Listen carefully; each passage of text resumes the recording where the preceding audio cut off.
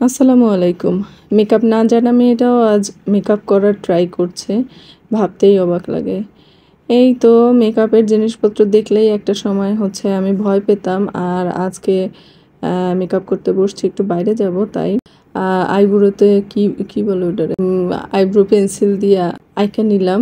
যাই হোক, আমি কিন্তু আঁকতে পারি না, বহুত কষ্ট মষ্ট করে আঁইকা নিছি।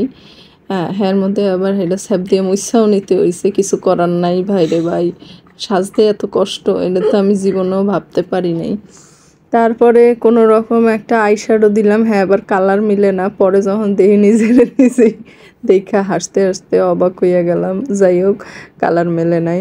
কালার না মেললে কি হয়েছে, দিছি তো, ভালো দেখাইবে মানে একটা সময়। আইশ্যাডো দেওয়ার পরে আমি আইশ্যাডো দিয়েই আবার আইলাইনার দিলাম, কারণ আমি তো আইলাইনার দিতে পারি না। যদি আমি নর্মাল আইলাইনার দিয়ে দিতে যাইতাম, আজকে আর আইলাইনার দেওয়া শেষ হইতো না। যাই হোক, তারপরে আবার ব্লাশন দিতে নিলাম। আর কোনটার পরে কোনটা দিতে হয় এটা অবশ্য পাশ দিয়ে আমার মাইয়াটা বইলা দিতেছিল, কারণ হইছে যে আমি তো পারি না কি সাজতে হইবে না সাজতে হইবে।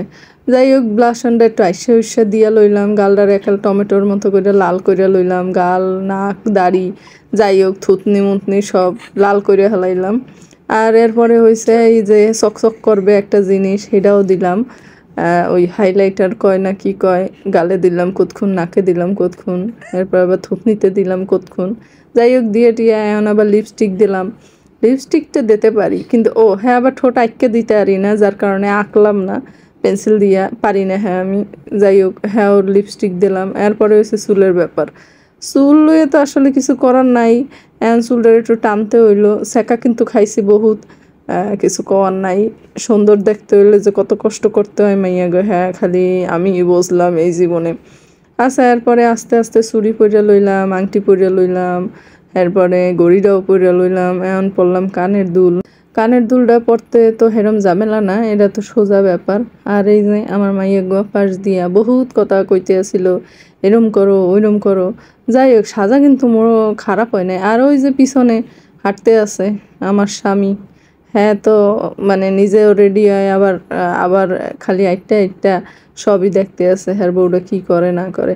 যাই হোক, সব কিছু যেমন তেমন, সবার শেষে যখন এই চশমাটা পরি তখন আর মন চায় না যে আমি একটু সাজি। কারণ চোখটা এত কষ্ট করে সাজলাম, হ্যাঁ তো সেই চোখটা চশমার তলেই আটকা পড়ছে। হুদাই সাজলাম, হুদাই এত কষ্ট করলাম। আবার এখানে একটু কানের দুলটা লইয়া একটু ডং করলাম। আমার মাইয়া আবার আমার এই রং দীক্ষা একটু পিছন দিয়ে একটা গুতা দিল।